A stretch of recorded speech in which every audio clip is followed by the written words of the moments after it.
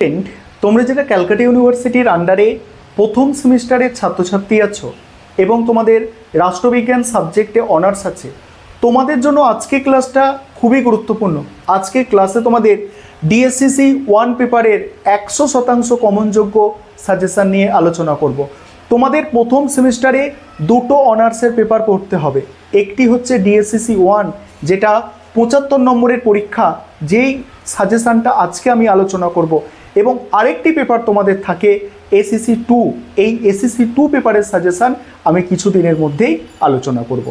আর এই যে DSCC 1 paper 75 নম্বরের পরীক্ষা, এই পেপারের কোয়েশ্চেন প্যাটার্ন কি?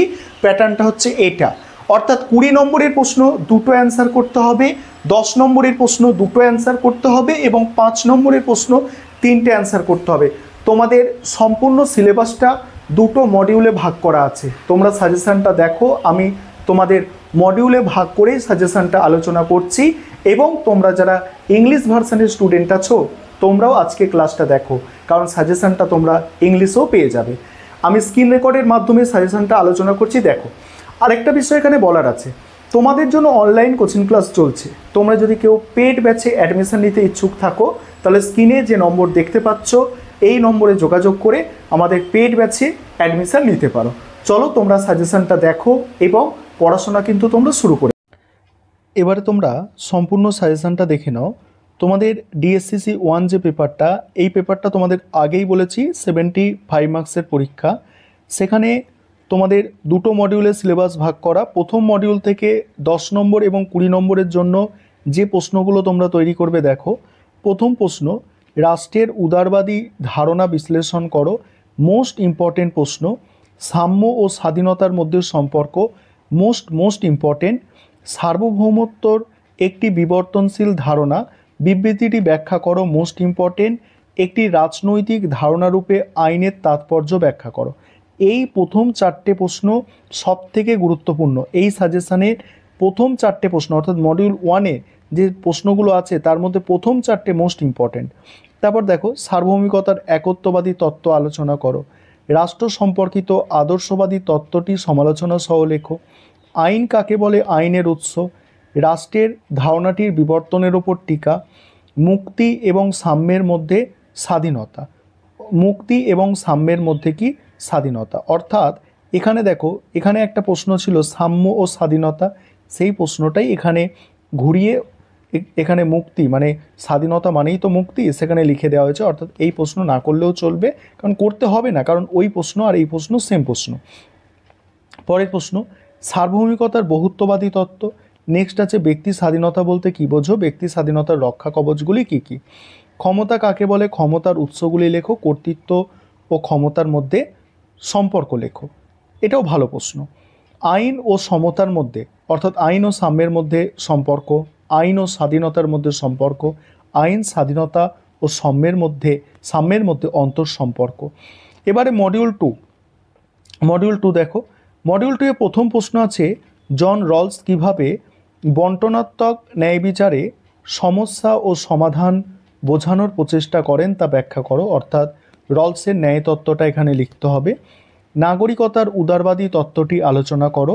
পরের প্রশ্ন, ডেভিড হিল্ড কীভাবে সংরক্ষণমূলক গণতন্ত্র ও উন্নয়নমুখী গণতন্ত্রের ব্যাখ্যা করেন তা আলোচনা করো। অর্থাৎ ডেভিড হিল্ডের গণতন্ত্রের শ্রেণীভাগ এখানে লিখতে হবে। তারপরেই আছে গণতন্ত্র ও রাজনৈতিক বহুত্ববাদের বিপরীত ধারণা। বলছে গণতন্ত্র ও রাজনৈতিক বহুত্ববাদের বিপরীত ধারণা হলো কর্তৃত্ববাদ, বিবৃতিটি ব্যাখ্যা করো। এখানে যে প্রথম 4টে প্রশ্ন তোমরা দেখতে পাচ্ছ, এই 4টে প্রশ্ন এখানে ভিআইপি প্রশ্ন, অর্থাৎ সব থেকে গুরুত্বপূর্ণ। এই প্রশ্নগুলোকে কোনোভাবেই বাদ দেওয়া যায় না। তারপরের প্রশ্ন, স্বাধীনতা সম্পর্কে মার্ক্সের ধারণা। নেক্সট আছে, রাজনৈতিক আনুগত্য সম্পর্কিত বার্কারের ধারণা। স্বাধীনতা বলতে কী বোঝো, স্বাধীনতার বিভিন্ন প্রকারগুলি আলোচনা করো বা বর্ণনা করো। কর্তৃত্ববাদের অর্থ ও বৈশিষ্ট্য আলোচনা করো। টি.এইচ. মার্শাল কীভাবে নাগরিকত্বের সংজ্ঞা দিয়েছিলেন। তারপরেই আছে দেখো, জাতীয় নাগরিকতার ধারণাটি ব্যাখ্যা করো। পরের প্রশ্ন, তুমি কি মনে করো গণতন্ত্র কর্তৃত্ববাদ পরস্পর বিরোধী ধারণা? তোমার উত্তরের সপক্ষে যুক্তি দাও। এবারে 5 নম্বরের প্রশ্ন দেখো। 5 নম্বরের প্রশ্ন তোমাদের 3টে অ্যান্সার করতে হয়। 5টা প্রশ্ন পরীক্ষায় দেওয়া থাকে। এখানে 5 নম্বরের প্রশ্ন, প্রথম 6টা প্রশ্ন হচ্ছে সবথেকে গুরুত্বপূর্ণ প্রশ্ন। 5 নম্বরে প্রশ্নগুলো দেখো, একটি ক্ষমতাকেন্দ্রিক ধারণারূপে রাজনৈতিক, তারপর হচ্ছে জাতির ধারণা, সার্বভৌমিকতার একত্ববাদী ধারণা, স্বাধীনতার সনাতনী ধারণা, রাজনৈতিক ব্যবস্থায় নাগরিকতার গুরুত্ব, তারপরে আছে কর্তৃত্ব ও ক্ষমতার সম্পর্ক। নেক্সট দেখো, উদারনৈতিক রাষ্ট্র, প্রতিরোধের অধিকার, নাগরিকতার উদারনৈতিক তত্ত্ব, রাজনীতির ধারণা, ওয়েবারের কর্তৃত্বের ধারণা, অধিকারের আইনি তত্ত্ব, প্রতিনিধিত্বমূলক গণতন্ত্রের ধারণা, কর্তৃত্ববাদের বৈশিষ্ট্য, রাজনৈতিক বাধ্যবাধকতা, রাজনীতির আধুনিক অর্থ, সার্বভৌমিকতার বহুত্ববাদী ধারণা, সমতা, বিকাশমুখী রাষ্ট্র, স্বাধীনতার ধারণা, আইনের উৎস। এই হচ্ছে তোমাদের টোটাল সাজেশান। এবার তোমরা যারা ইংলিশ ভার্সানের স্টুডেন্ট আছো, তোমরা সাজেশানটা দেখে নাও, আমি স্ক্রল করে যাচ্ছি, আর দেখে নাও, তোমরা সম্পূর্ণ সাজেশান দেখে নাও। ইংলিশ ভার্সানে তোমরা যারা আছো সম্পূর্ণ সাজেশানটা তোমরা দেখে নাও। এই হচ্ছে তোমাদের সম্পূর্ণ সাজেশান।